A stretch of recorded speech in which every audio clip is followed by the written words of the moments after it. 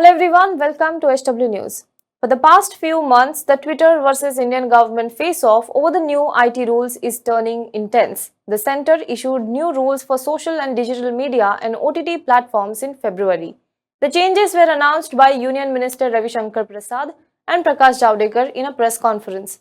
These include age-wise classification of content, self-regulation, a code of ethics, and a three-level grievance redressal mechanism for social media companies.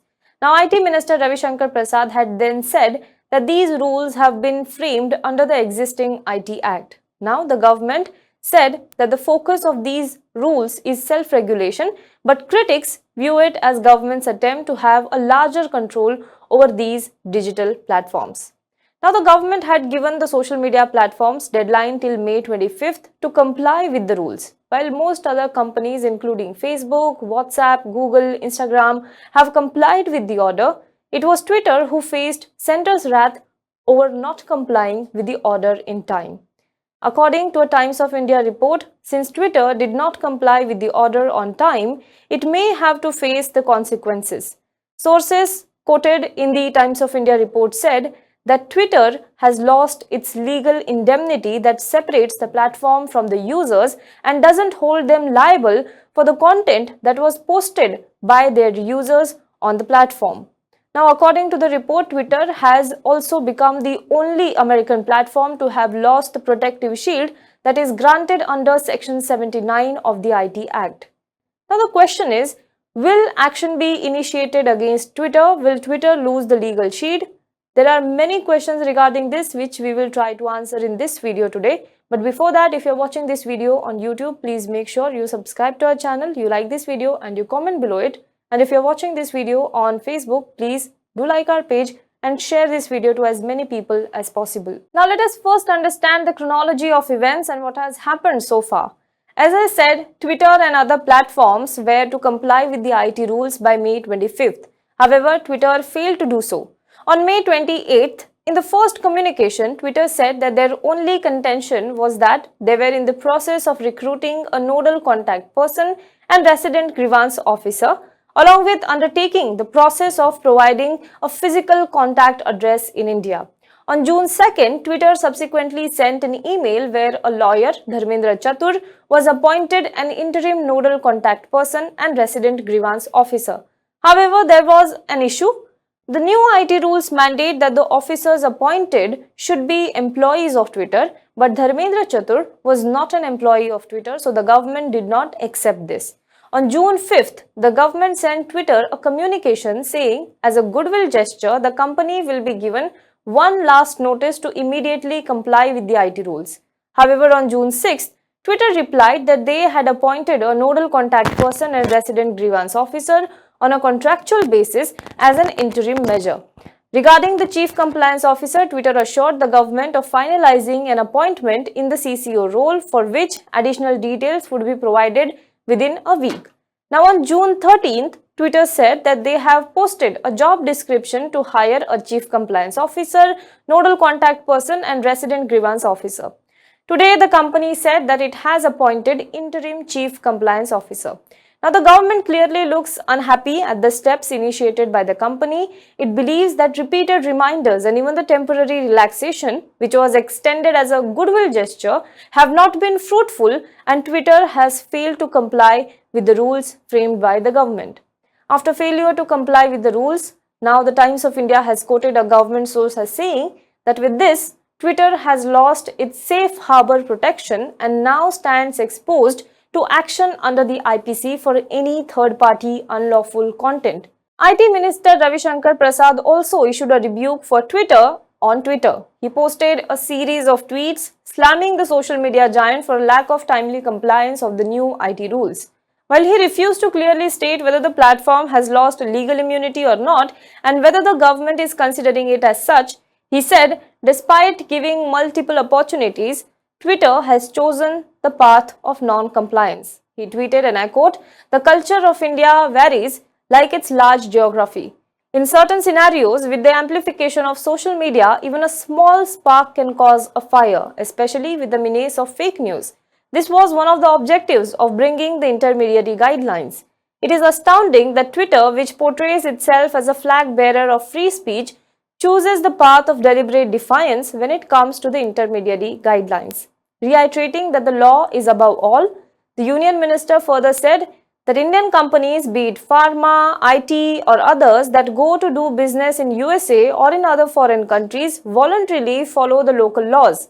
Then why are platforms like Twitter showing reluctance in following Indian laws designed to give voice to the victims of abuse and misuse? Now the question is, after all of this, will Twitter lose legal shield that has been provided to it? Expert opinion on this varies.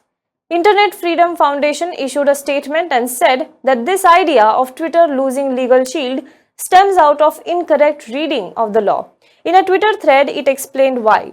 So it says that intermediary status is not a registration granted by the Government of India, but it is a technical qualification under the Information Technology Act. This section defines the term intermediary, which refers to any particular electronic records used by a person to receive, store or transmit any service, including telecom, internet and network service providers, search engines, online payment sites, online auction sites, cyber cafes and online marketplaces, etc.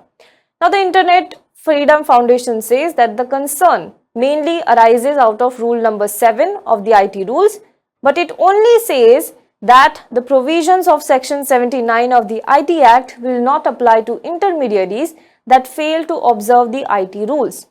According to rule number 7, where an intermediary fails to observe these rules, the provisions of subsection 1 of section 79 of the IT Act shall not be applicable to such intermediary, and the intermediary shall be liable for punishment under any law for the time being in force, including the provisions of the Act and the Indian Penal Code. Now, what does section 79 say? Section 79 of the Information Technology Act 2000 says that any social media intermediary will not be in the radar of legal action for any third-party information or data or communication link made available or hosted by him.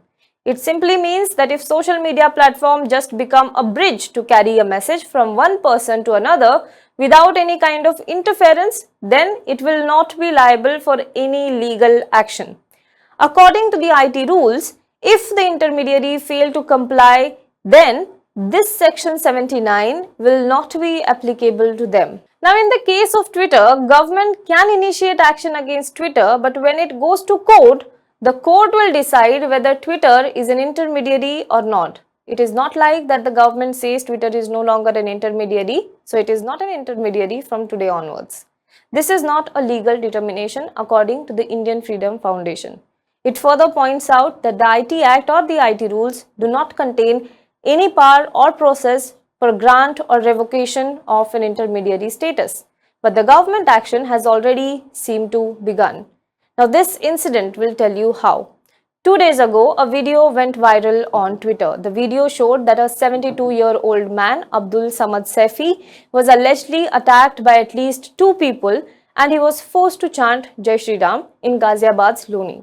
Police said a video of the incident, which took place on June 5th, was uploaded on social media a few days ago, and it shows a man hitting Saifi and trying to cut off his beard as the victim tries to evade the blows. One of the accused has been identified as Ghaziabad resident Parvesh Gujjar, who has been arrested now. Saifi had alleged that he was targeted because of his religion. However, Ghaziabad police refuted his version of events. Uttar Pradesh Director General of Police, H.C. Awasthi, said that the entire incident had been given a spin by certain vested interest. He said that there was no Hindu-Muslim angle in the entire incident and it was purely personal dispute. He further said that the police have registered an FIR to get to the total truth of it. He said that the police will not allow such mischief to take place. This was an effort to incite communal sentiments which will not be accepted. Now, this is what the DGP said. He also said that those assaulted him also included some Muslims. Now, some journalists posted that video of the incident on Twitter. Now, an FIR has been registered against them for misinformation through tweets. Incidentally, in a first, the Twitter India unit has also been named in the FIR. UP's Additional Director General of Police Law and Order said that after Ghaziabad Police's clarification, Twitter should have issued a notice to these users to delete their post, but it wasn't done. Now the police will issue notice to all, including Twitter, for investigation. Now in this case, the fact that Twitter has been booked along with others is because the platform is not being considered as intermediary and being held liable for the content posted by the users. If this goes to court, the platform can argue that it is an intermediary and has nothing to do with the tweets. It will then be decided by the court whether case against Twitter stands or not. But what this does is, it enables complainants to file cases against the platform for the content posted on it. Imagine what will happen if every other person who complains about some content on Twitter also names Twitter in the FIR. The platform will have to deal with all these multiple FIRs. Now, some critics also believe this is being done and it is one of the tactics of the government to bully Twitter into submission. As of now, we don't see the face-off between the Twitter and the government ending anytime soon.